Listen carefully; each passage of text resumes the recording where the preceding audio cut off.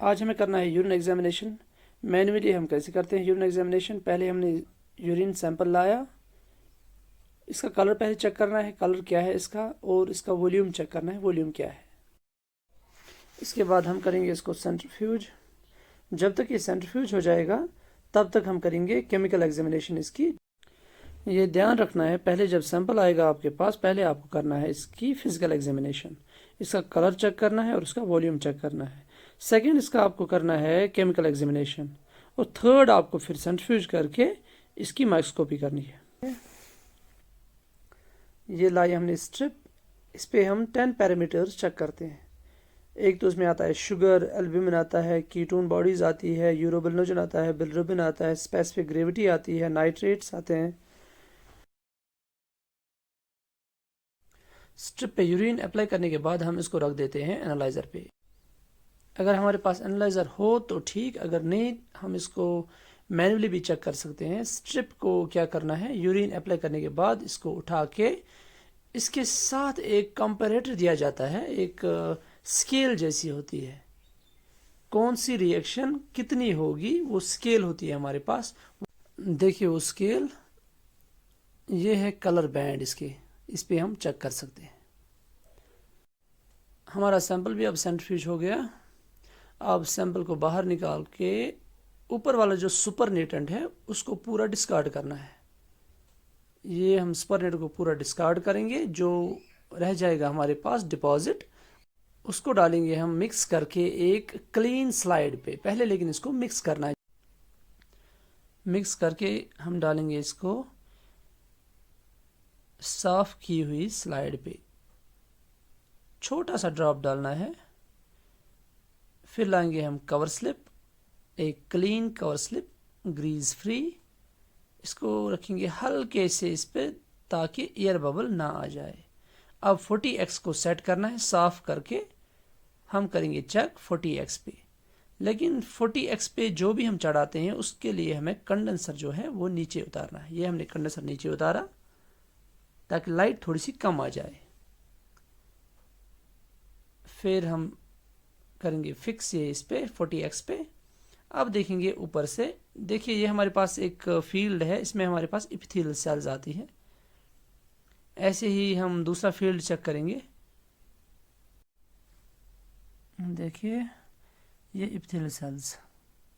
अब दूसरा field set करेंगे, ये सेट किया दूसरा फील्ड। देखिए कास्ट एक है सेंटर पे, हाइलाइन कास्ट, इसके बीच में फंसी हुई है शायद एक WBC, लेकिन है ये हाइलाइन कास्ट कंफर्म।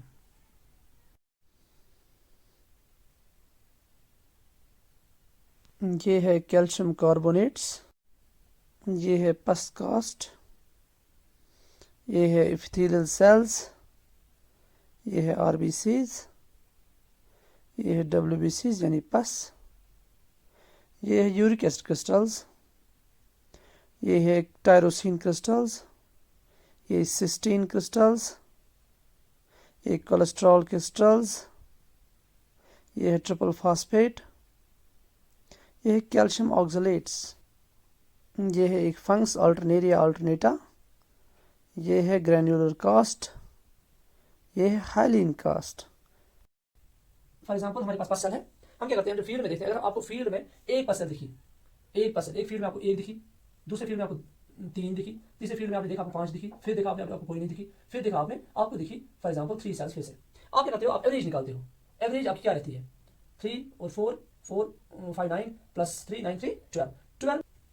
ये आपको निकलता है एवरेज में 2.5 अप्रॉक्सिमेटली निकलता है आपको 2.5। आप क्या दोगे, आप दोगे 2.5 नहीं दोगे, आप दोगे 2 to 4 और 2 to 3 सेल्स पर HPF, ऐसे दोगे आप रिपोर्ट। ये आपने RBC देखी, फॉर एग्जाम्पल एक फील्ड में आपने चेक किया आपको दिखी 5 RBCs, एक फील्ड में आपने चेक किया आपको दिखी 6 RBCs, आपने दूसरा फील्ड चेक किया आपको दिखी 1 RBC, आपने दूसरा चेक किया आपको दिखी 6 RBCs, आपने एक और चेक किया आपको दिखी 7 RBC। फॉर एग्जाम्पल आप क्या करते हो, इनको टोटल करते हो पहले,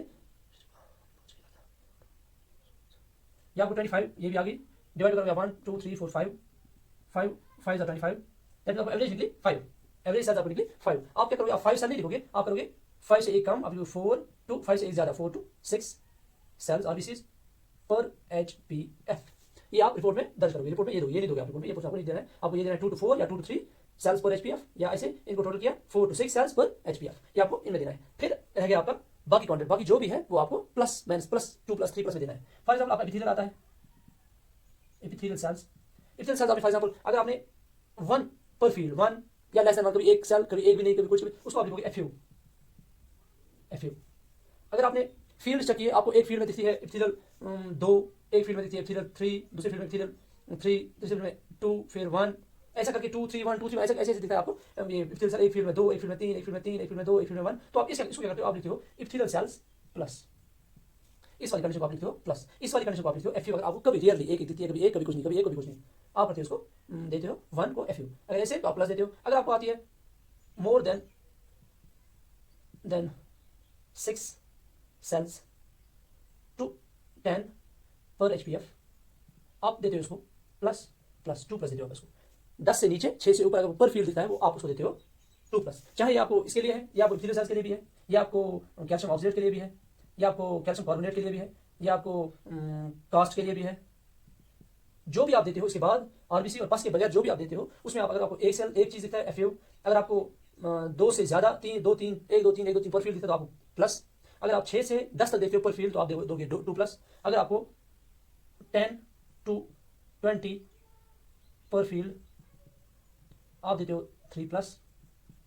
अगर आपको कुछ भी नहीं दिखता है फील्ड में, सिर्फ फुल फील्ड है, फुल फील्ड में और कुछ भी नहीं दिखता है एक्सेप्ट दिस थिंग जो आप देखते हो, फॉर एग्जांपल एपिथेलियल है, इसके बगैर कुछ नहीं दिखता है आपको फील्ड में, या कैल्शियम ऑक्सीडेट आपको इसके बगैर कुछ नहीं दिखता है फील्ड में, आप कह दोगे इसको 4 प्लस, ये आप रिपोर्टिंग करोगे ऐसे।